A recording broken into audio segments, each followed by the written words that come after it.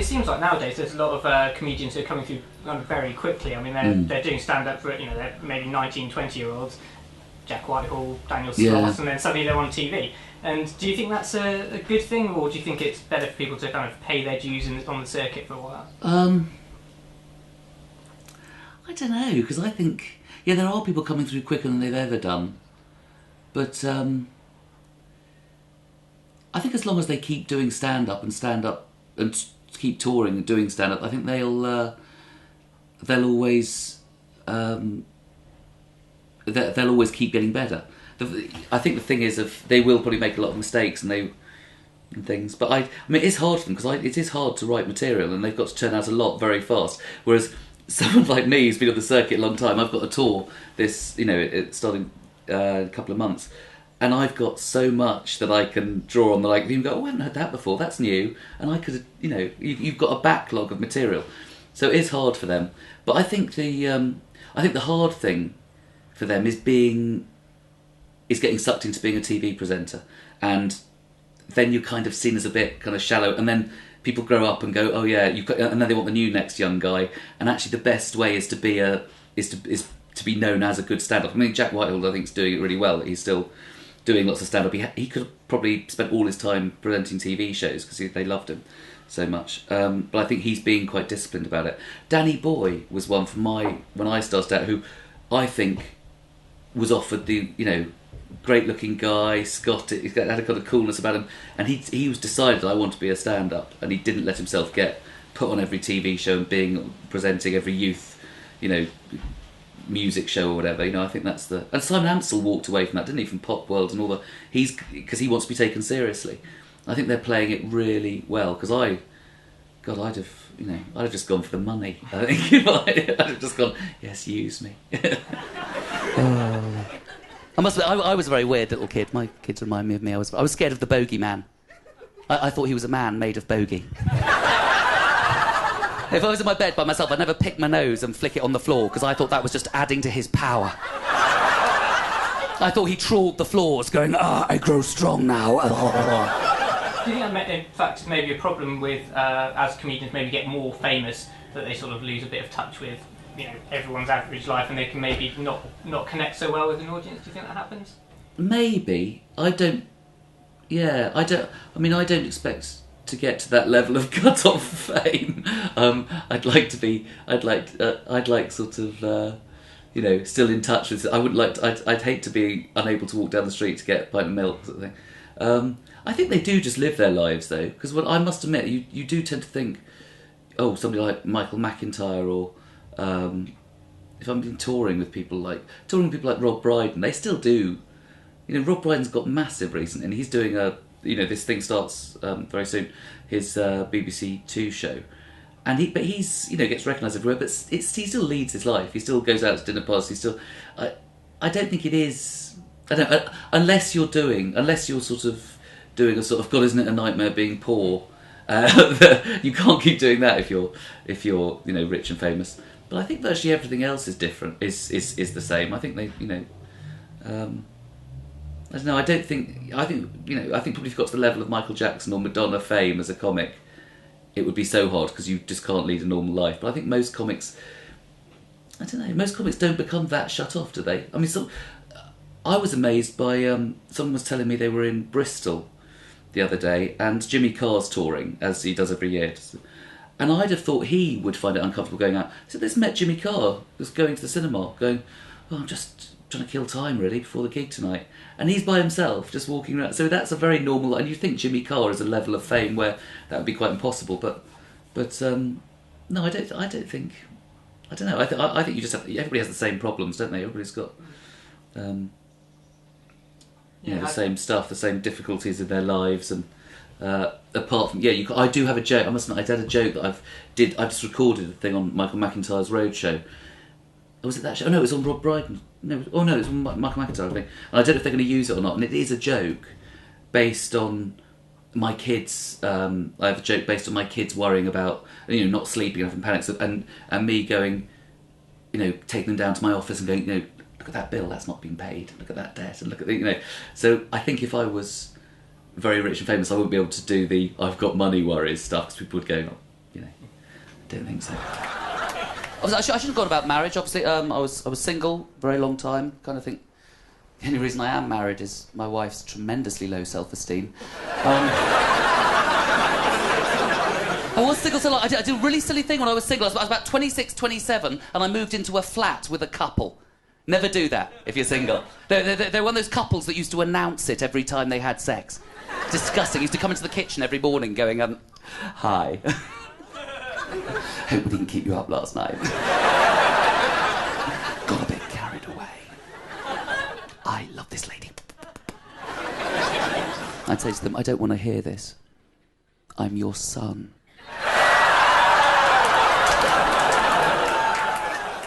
Maybe something that affects American comedians more. You do seem to get these when they come on to whoops and cheers from packed houses, and it does somehow seem to be a bit fake. It seems to be more of a rock star sort of attitude they have, and I think maybe that loses some of the vulnerability, which I think is sort of necessary for a stand-up comedian. Yeah. I mean, would you say that's true? Well, yeah, it does lose. I think it does lose your. It does make it a bit easier. And you probably get away with jokes that aren't as good because the audiences are like, whoa, we love you. And especially there's the thing about, because liking a comic is seen as cool, especially certain comics, people go, oh, I like that comic, and it's almost become like a band. People go, oh, that's my identity as well, especially younger audiences. And I think that is really hard to walk out to whoops and cheers. As a comic, there are certain things that make it easier because it's very nice to play audiences that already know you. And because you don't have to do the sort of material that introduces you. You don't have to do that, which is actually the stuff that you keep for longest on the circuit when you're not well known. You keep stuff about that you've got to introduce who you are, so the audience gets to know you before they're going to laugh at you. The great thing about being Ricky Gervais and Michael McIntyre and Russell Howard and all these guys, they walk on. They're walking off that thing is like, oh, good, we already know who I am, so we know you're going to laugh at things because you know me already. But Ardal O'Hanlon has a lovely line when he walks on stage. I was doing a Kilkenny festival a few years ago, and he walked onto, because Father Ted and everything, and he's so loved. And he walks into these things, and he went, I'd advise you to severely lower your expectations at the start. It was just because his welcome was so big, and I can totally understand that thing of coming on to, we love you, and you just go, oh God, I don't want to let you down. It's almost quite nice to have that little battle of needing to win people over. The great thing about being a new comic or a new act is that you go on to no expectations. Especially if you're here's the open spot.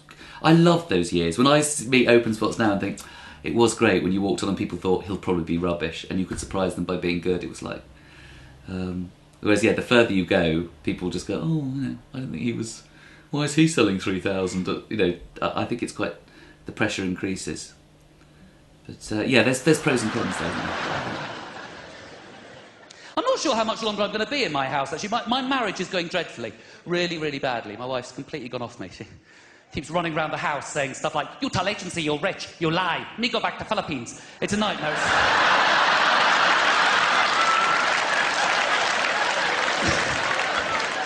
That is a lie. She's not really Filipino catalogue bride. She's not. She's Russian. If you watch Mock the Week, it's the one to get the biggest cheers was the joke people, the pun people.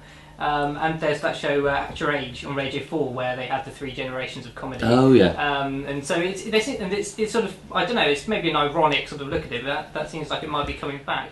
Well, I think people are doing it really well though, aren't they? That sort of, what do you mean, like sort of the punning and the sort of Milton Jones? Milton Jones, Stuart Francis, those. Yeah.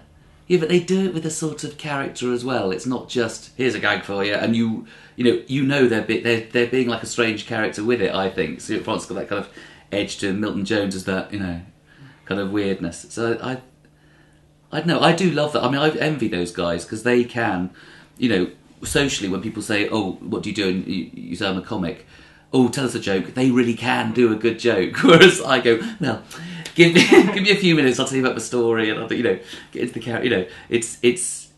I love that sort of stuff. It's excellent.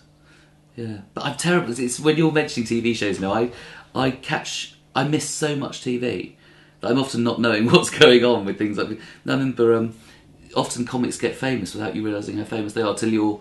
I remember Jimmy Carr suddenly getting massive in about 2003, 2004, and I was supporting him at a university gig, and hearing people going, Jimmy Carr's in the main tent at the... It was an outdoor ball thing. And I remember thinking, has he got that well known? And he'd been on telly he'd been doing, these things, and you just miss them as a comic. You're working so much, you tend to miss what's going on. So I catch bits of Mock the Week on the internet. But no, I do love that. Yeah, because there's quite a big, I don't know if subculture is the right word, but I'll say a nice subculture of stand-up comedians who don't get on TV, but are very well known on the circuit, and maybe because they don't fit TV, or maybe because like Daniel Kitson, I think, doesn't want to go on TV. He chose not to, which there's a few comics who'll say that, but I think only him could you really believe it. He really did walk away from big opportunities, and I think it just shows how brilliant he is, that he can do big shows and have a big following, and has just, he did Phoenix Nights a little part of that, and I think that's really admirable, because I think most people will be desperate for TV, because I think in the end most comics are only really desperate for TV unless it's a great sitcom that they've written or something that's, most people are just desperate to get their face on so that they can tour, because the great thing is to be able to tour and have your own following. And I love a comic that just goes, no, I'm not going to play that game. I'm good enough to create my own live following, without that. So, but I don't think there's not many others that choose not to. I mean, at the moment, there's so many TV opportunities for doing stand-up slots, which there just didn't used to be. You could get on telly, but it would be on a panel show or on. And actually, getting on a panel show is very, very tough. There's a very strong agenda for telly, especially the aging comics like me and guys who are, even older. There is such an agenda of youth and women, and I mean things that I'm not being they've taken it over from us, but I think it's much harder to be a woman comic. To get going as a female comic is very tough, because it's a very male environment. But you get a little way along, and they want you on telly. They don't want tubby aging white middle class men. It's well, Ricky Gervais managed it. Yeah, Ricky Gervais. Well, I'm going to go on his coattails. I'm a kind of Ricky Gervais, Michael McIntyre. That's what I'm going. But he wrote a brilliant sitcom. He wrote The Office. He wrote, and I think when you've got that, and if you are, John Bishop broken through as well. So it is true, but in terms of actually, I haven't been on a panel show for about 3 years, and I was on a Rob Brydon's one ages ago. But I've been, I can't get on Mock the Week, and I'd love to get on that, because that's looks like quite good fun. He writes stuff for us, and they want, they want to keep their sort of profile. I think probably I think people often look at comics rather than listen to what they're saying. They often make a decision about them, which is weird considering how much comedy is about what people are saying. I think they often make a decision about, you've not really got anything to say because of the way you look, or you are interesting because you're young and funky, and So that's my little rant. Why are women still given away? It's the 21st century, and women go, it's a lovely tradition. It's an evil, evil tradition. It's based on a time when women were sold by their fathers to their husbands. It's about women being possessions. It is deeply evil. For me, it's the equivalent of black people going up to white people going, can I work for you for no money? Why? It's just a lovely tradition. It's that evil. It's that evil. It reinforces that viewpoint of women as fragile, unable to look after themselves. If anybody is fragile and can't look after themselves in the modern world, it's surely men, isn't it? We should be given away by our mums, shouldn't we? We should be dragged down the aisle by the ear, going, I don't want to grow up! You're bloody coming, come on! You got clean pants on, come on!